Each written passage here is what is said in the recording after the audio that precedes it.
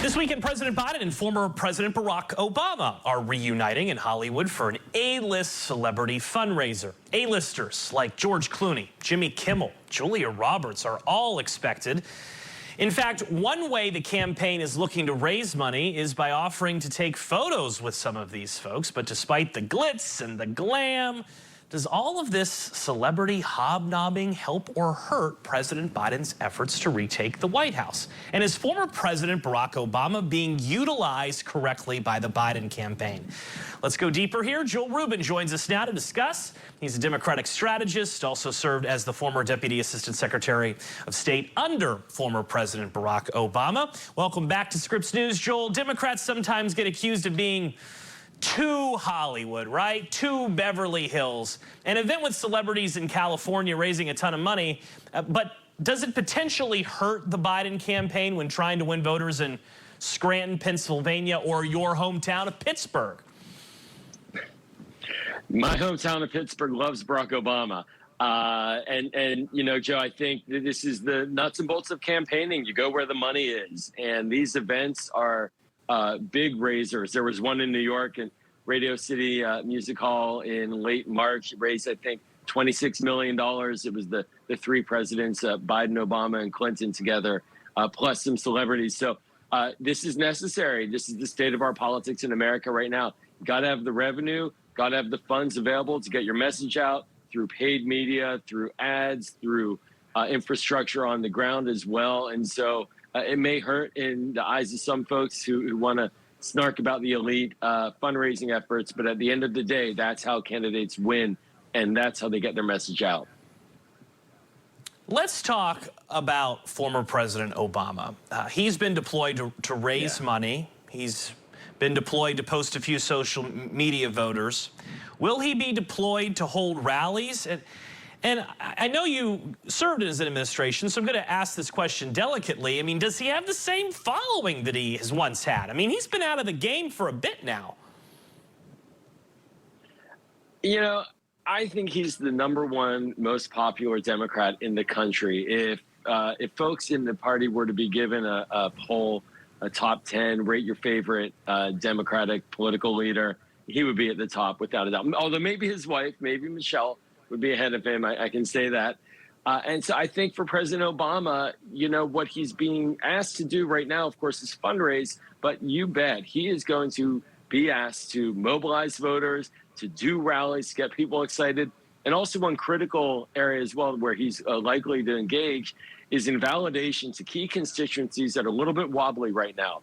African-American male voters, for example, are looking a little lower in terms of support for President Biden than the campaign wants, a little more leaning for Donald Trump than people expected. So I think the President Obama is going to really be leaning in there, as well as with progressives who clearly are having a moment of anxiety and anger at the president over the Israel-Gaza war. And I think President Obama speaks well to those communities, those groups as well. So he'll probably be helping to shore up some of the base in addition to getting out to big, broader rallies.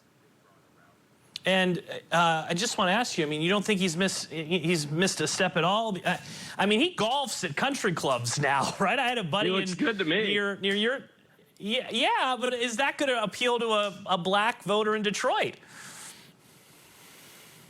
I think that you go with the best guns you got, and Barack Obama is such an effective messenger. He embodies what it is to be a leader in the United States. He left very popular. He would have won a third term if he had run, or if he would have been allowed to run, I should say.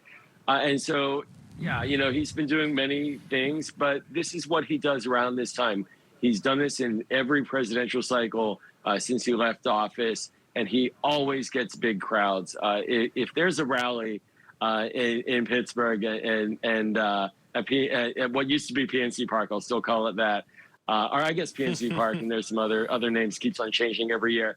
I guarantee he would get high turnout because people want to hear what he has to say. He is an elder statesman before his time, but he certainly is very popular.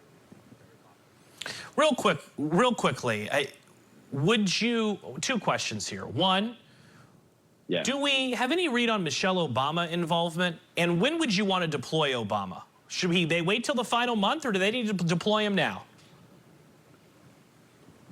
Regarding Michelle, I have not seen anything more than what you all have seen as well in public. But my assumption is she's going to be engaged. She's going to be making the arguments. The women voting bloc is the central voting bloc for President Biden's ability to get reelected. The issues related to taking away women's rights, which is what the Supreme Court has done in repealing Roe versus Wade. The arguments now that Republicans are making about going further, banning IVF, you name it. This whole suite of anti-women positions that the Republicans are advancing, you'll see Michelle Obama eloquently speak out against that. I think President Obama, when it comes to deploying him, yeah, you bet, now's the time. The convention is coming in late August. He'll be there for certain as a speaker, and then in the fall, September, October, he'll be doing big rallies. Now's the time, but the time is to raise. This is really the campaign's objective right now, is to raise as much money as they can to continue to build up their team in the field, in particular in these key swing states, get on the ground presence. And so that's where his value is most added to the campaign's efforts. Later on, post-convention, you'll probably see him a lot more out in public. I'm still looking at a lot of the polls, though, Joel. And if you're going to pick a campaign you'd want to be right now, you'd probably want to be the Trump campaign. I mean, Real Clear Politics has Trump up in all the big swing states. No way. You don't think so? You don't think that there needs to be any shakeup at all or big change from Wilmington?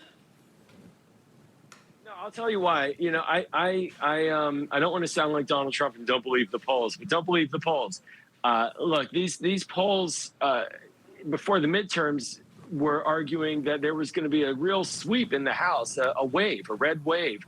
And in fact, it was a red trickle, and Democrats outperformed. And then in multiple special elections and referenda across the country, Democrats have outperformed. In Wisconsin, it was supposed to be a tight Supreme Court race for an open seat there, maybe 1 or 2 point difference in the liberal candidate, because it's nonpartisan. The liberal candidate, she won by 11 points. I think this team is very focused. They have a long-term plan, and they know what they're doing. Democratic strategist, former Deputy Assistant Secretary of State under former President Obama, the pride of Pittsburgh, Pennsylvania. Joel Rubin, thanks for coming on the Race Weekend. Come back anytime. Joe, my pleasure. Still ahead on